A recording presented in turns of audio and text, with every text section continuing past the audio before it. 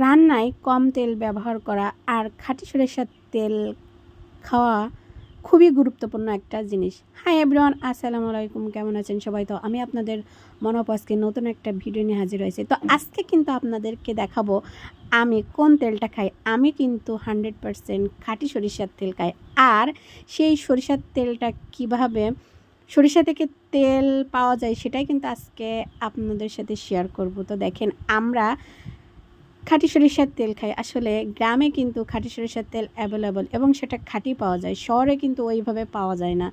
তো দেখেন, আজকে আমরা গিয়েছিলাম খাঁটি সরিষার তেল আনার জন্য। আমরা কিন্তু সরাসরি মিল থেকে খাঁটি সরিষার তেল নিয়ে আসি, অর্থাৎ আমাদের সামনে যে তেলটা মাড়াই করা হয় ওইটাই আমরা কিনে নিয়ে এসে খাই।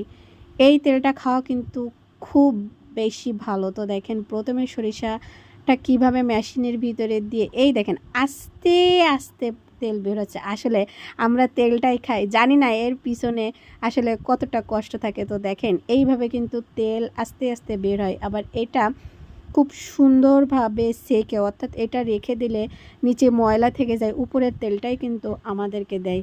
তো দেখেন, কাকা বারবার এই সরিষাটা ওই যে মেশিনটার ভিতরে দিচ্ছিল।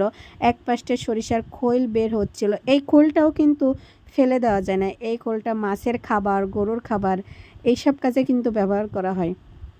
তো দেখেন, অনেকটা সময় ধরে কিন্তু এটা লাগে। ওই যে এক পাশ দিয়ে কিন্তু আপনার সরিষা দিচ্ছে, এক পাশ দিয়ে সরিষার খোল বের হচ্ছে, আর এক পাশ দিয়ে আপনার তেল বের হচ্ছে। তো এইভাবে কিন্তু সরিষা থেকে তেল বের অনেকটা সময় কিন্তু এটা লাগে। আসলে এটা কিন্তু অনেকটা ধৈর্যেরও ব্যাপার।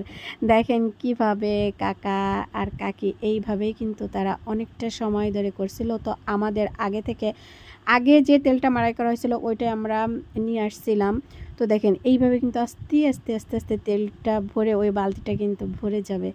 তো আসলে অনেকে বলবেন এখানে অনেক ময়লা বা না, এই ময়লাটা কিন্তু সম্পূর্ণ তেলের ময়লা। তো দেখেন, ফাইনালি আমাদের তেলটা রেডি হয়ে গেছে।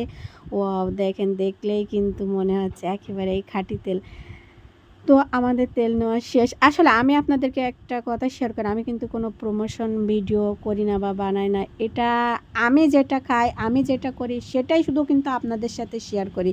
এর বাইরে কিন্তু আমি কোনো কিছু করি না। তো আমার ভিডিওটা যদি ভালো লাগে সবাই লাইক, কমেন্ট, শেয়ার দিয়ে পাশে থাকবেন। আর হ্যাঁ, আপনাদেরকেও আমি বলবো আপনারা চেষ্টা করবেন তেলটা খাঁটি খাওয়ার জন্য, আর তেলটা ভালো মানের হয় জন্য এটাই চেষ্টা করবেন। এইটাই কিন্তু স্বাস্থ্যের জন্য ভালো। ধন্যবাদ সবাইকে।